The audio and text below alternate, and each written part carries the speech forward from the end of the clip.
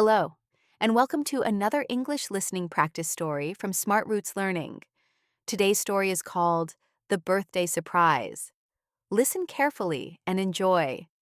It was Lily's birthday, but she thought everyone had forgotten. At school, her friends acted normal. No one mentioned her birthday. Lily felt a little sad, but she didn't say anything.